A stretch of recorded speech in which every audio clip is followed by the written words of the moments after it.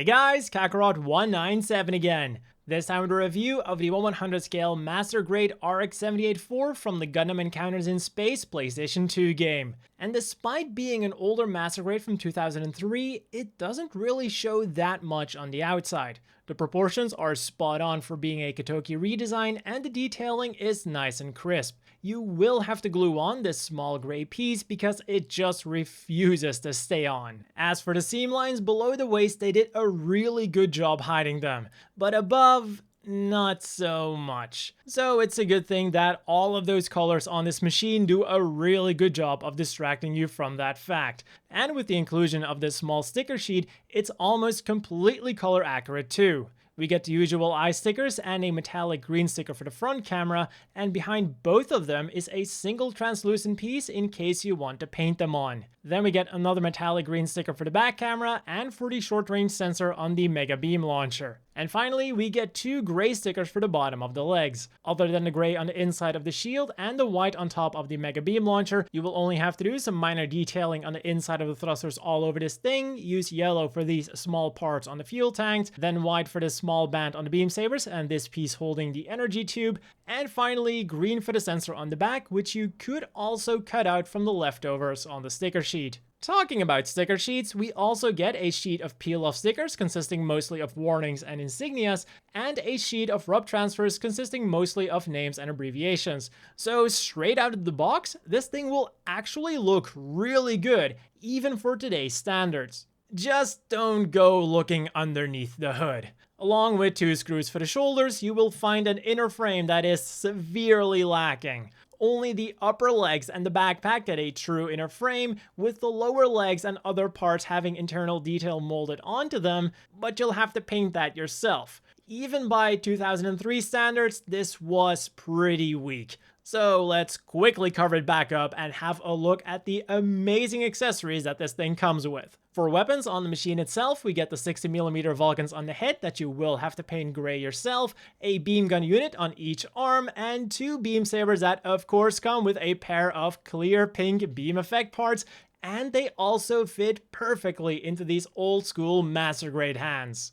Then for the handheld equipment, we don't just get any regular old beam rifle, we get the Hyper Beam Rifle. It has a movable sensor on the top and a movable handle that only swings to one side, and thanks to its compact size, the hands have no issue holding onto it whatsoever, be it with one or both hands. Of course, the beam rifle also looks great in combination with the shield that seems to have inspired the shield of the Gundam Mark II, or at least in canon, because just like it, it has a cool sliding mechanism. It does only attach to one side of the arm with a peg, making it look a little bit too wide from certain angles. It also features a ball-jointed handle, but unfortunately the hands can't really grab onto it in a natural way when it's pegged in, and when it's not pegged in, the shield simply won't stay up. Next up is its signature equipment, the Mega Beam Launcher and the battery pack to power it. They are connected by a red rubber tube with a metal wire in the middle for easier posing. And to attach the whole setup, you simply open this hatch, feed the tube through,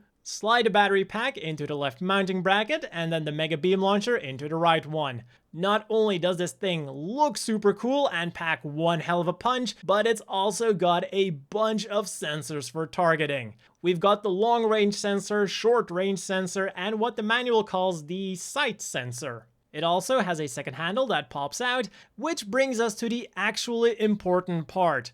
Can this kit hold on to it? Because these old school Master Grade hands are notoriously bad at holding on to big weaponry. And to my surprise, he can even hold on to it with one hand, all thanks to that red tube to balance it. Even the elbow joints are cooperating, so you're free to recreate iconic and or badass poses.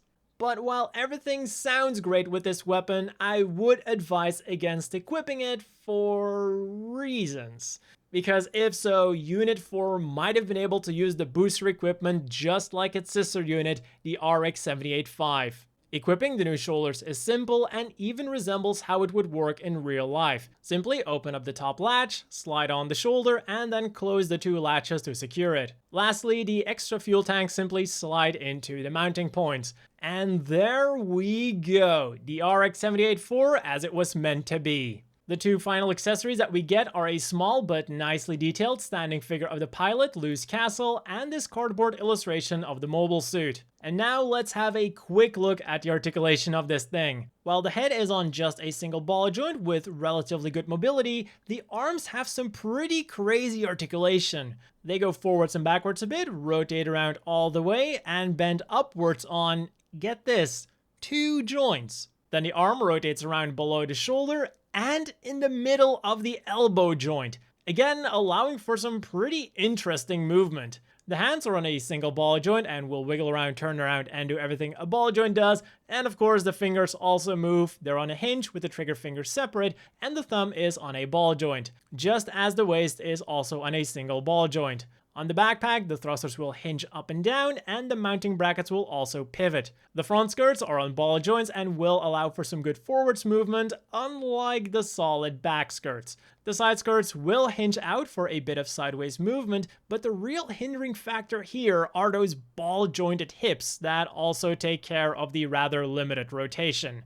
The legs are double jointed with an adequate bend, and finally the ankles have double ball joints for some neat movement by 2003 standards. And of course we can't forget about the cockpit that swings open, revealing the little pilot inside. So overall, the articulation exists. This then brings us to the inevitable question, is this 2003 model kit still worth buying in 2020? Or should you wait for the P Bandai High-Grade Universal Sentry that will be released later on this year?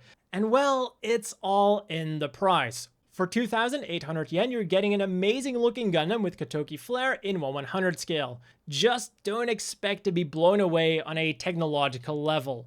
Even for the time, this thing had a pretty bare bones inner frame.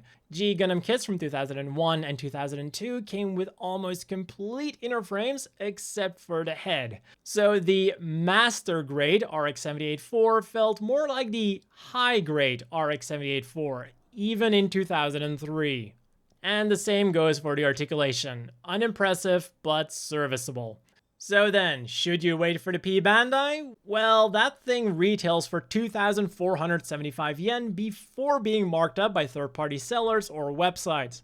So chances are extremely high that you'll end up paying more for the high grade than for the master grade. And while I can't make an accurate comparison at this point, going by the one whole picture that I saw, I would say go for the master grade if you're a fan of the RX-78-4. While the P Bandai will no doubt have better articulation, I'm fairly certain that this master grade will still be more color accurate, and it comes with marking stickers, so why pay more for a smaller model kit? And for everyone else, you're not missing out on too much. Then for some size comparisons, first up here is next to two other older master grades, the Antique Gym 1.0 and the contemporary RX-78-2 version Katoki. And looking at the seam lines on that Gym, man, master grades have come a really long way. And finally, here he is next to the more modern Gundam Mark II version 2.0 and the brand new Gym Command. Like I said, in terms of looks, the RX-78-4 isn't too out of place, but once you start posing it, you'll definitely notice a big difference. And that's all for this review of my first model kit of the year. As always, a big thank you to the Patreon supporters. I hope all of you watching have a great day, and I'll see you all next time.